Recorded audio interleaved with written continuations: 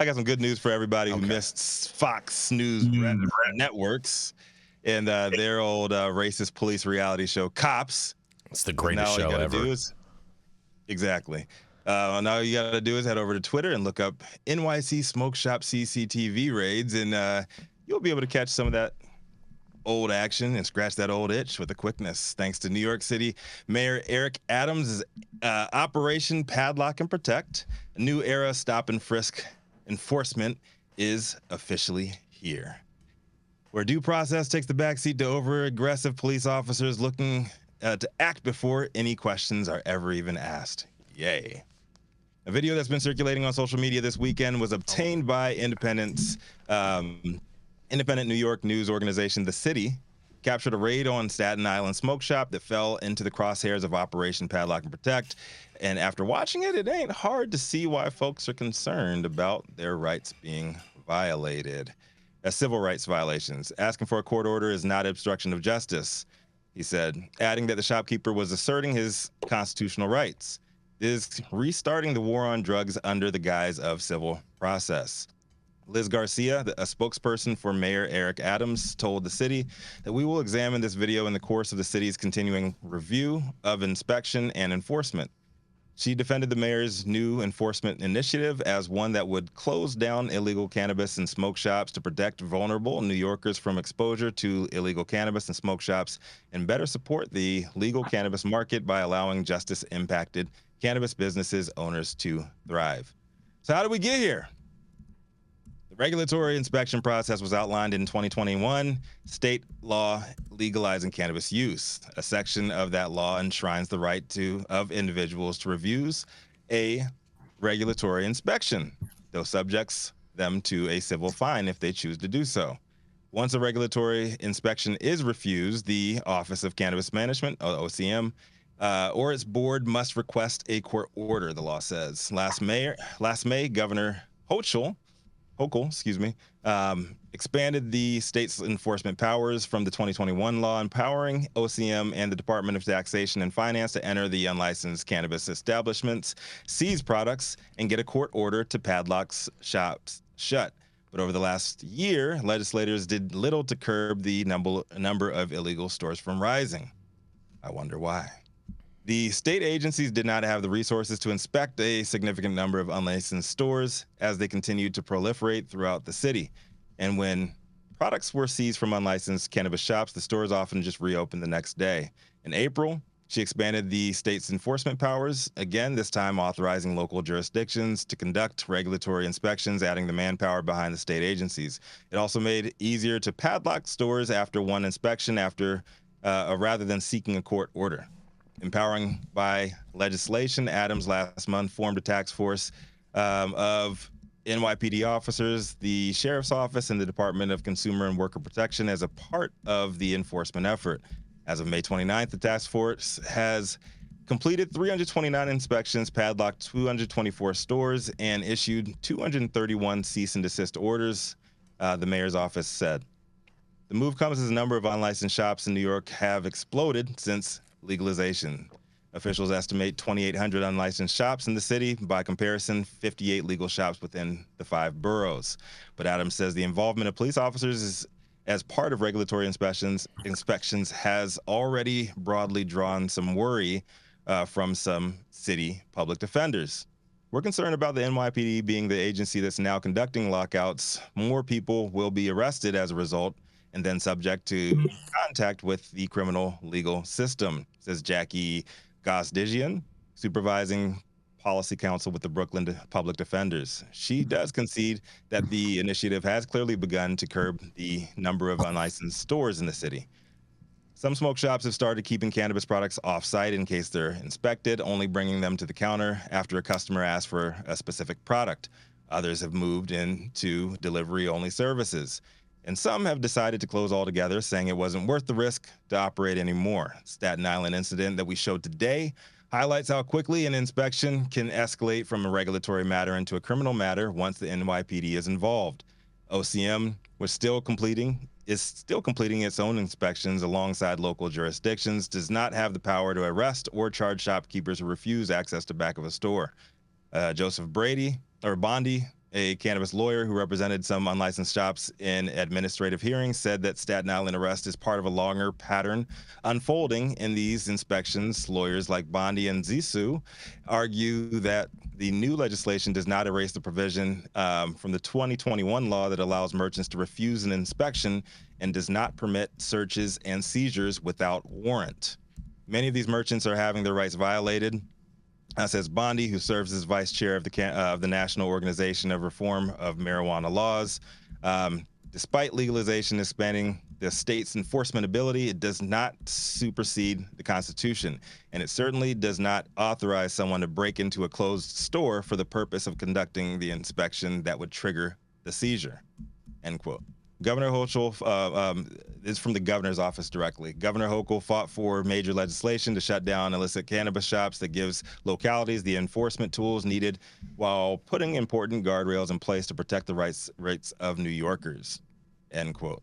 The store clerk is scheduled to appear in criminal court on Staten Island next Friday. But what do you guys think? Will Governor Kathy Hochul and Mayor Eric Adams and their new Tough on Crime initiative put a sizable dent in the dumpster fire of illegal cannabis rollout that they themselves created? Or will it just lead to more friction between New York citizens and the enforcement agents tasked with quota-driven action? Let's talk about it. I'm Rico Lamitte, the dopest dad on the street for High at 9 News. I want to hear from you guys. Well, first of all, Rico, let's start off with the C word. Big thank you to the C word.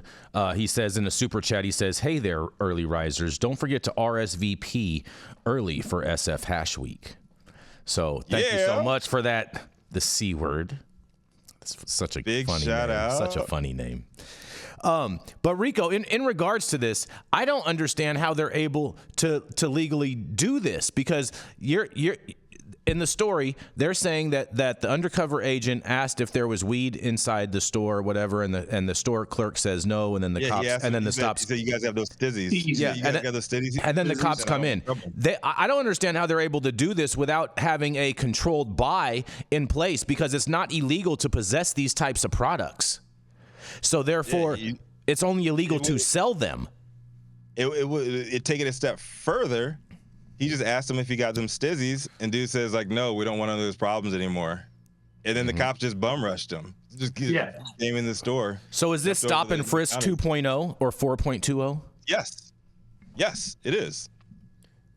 And I've been telling everybody since that day. The same day that Eric Adams got on TV saying that he has a dream of, cannabis grows on the top of the skyline and all that other shit. The same exact all those day, booth outdoor grows?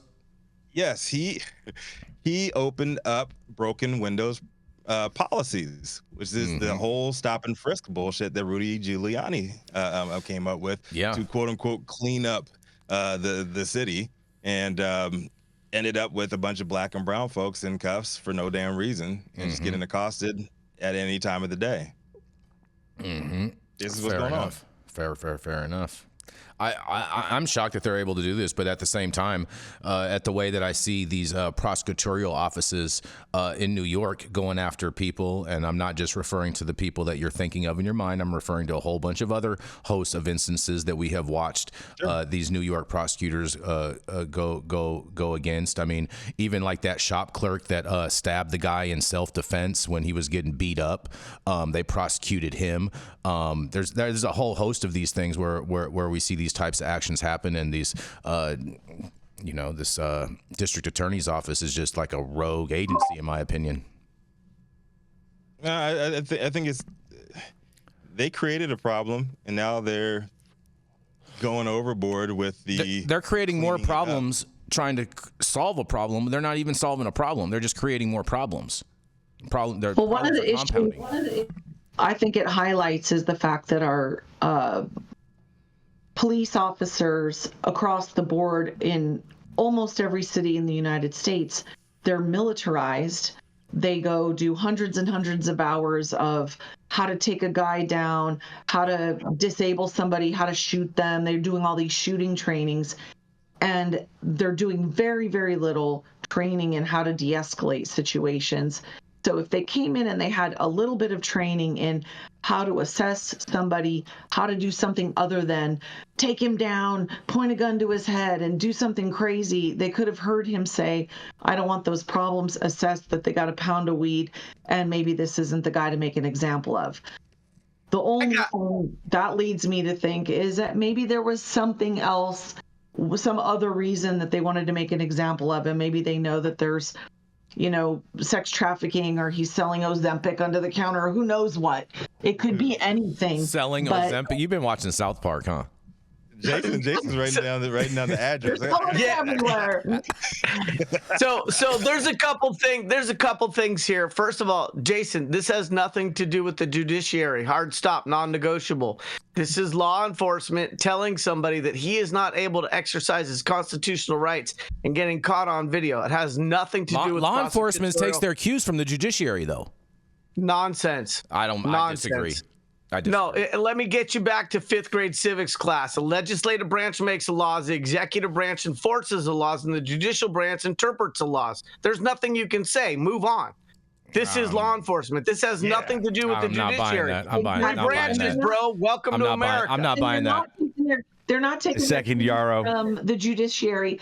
They're taking those officers are taking their cues from Mayor Adams. Had a big meeting with a whole bunch of cops, and they got them all riled up. And we're going to go crack down the governor, and there's a problem, and we're going to go crack some skulls. That's what happened. These guys are all riled up. My point is, go ahead. Here's the beauty of it. I have an idea. Why don't we act like, because we're New York, we're so big and badass that we don't need to take any cues from any other regulated markets that are more mature? Why don't we go out there and parade $100 million social equity funding mechanism that implodes? Why don't we go out and just get a handful of stores open in the first couple of years? Then why don't we go out and do the optics of enforcing against the bodegas? And while we're at it, why don't we go out and get our law enforcement officers videotape violating people's constitutional rights so we can spend more money on civil litigation and lawsuits later, because we're the Big Apple.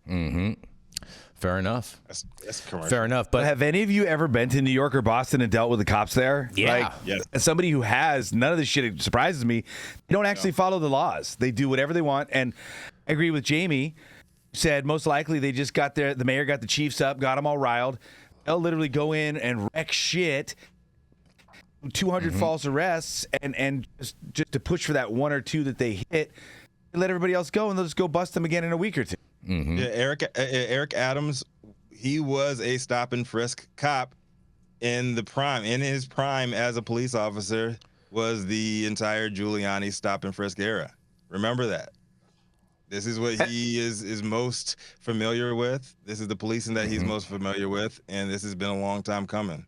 And it's the problem when you have people who come up through the ranks of law enforcement who continue to extend their public policy influence by segueing over into being a politician or a mayor, because they have a certain set of lenses from decades of training that is near impossible to get rid of.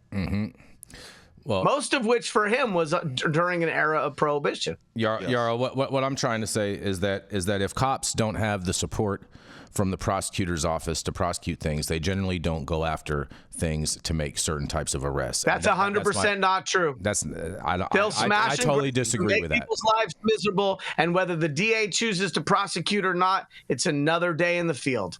Cops gonna do what cops gonna do. Oh boy, you guys. Oh boy. Well, you didn't expect us to agree with you just because it's Monday. No, first of all, I never expect you guys to agree with me. It's up to you if you can see the truth and the light. It's not for me to. You know what I'm saying? It's so crazy to hear Jason being all about law and order as well. I am all about law and order, bro. I don't know what you're talking about. I always have been about law and order. Respect the judiciary. It is. Let's do it. And on that, we're gonna go to a commercial. We're gonna be right back.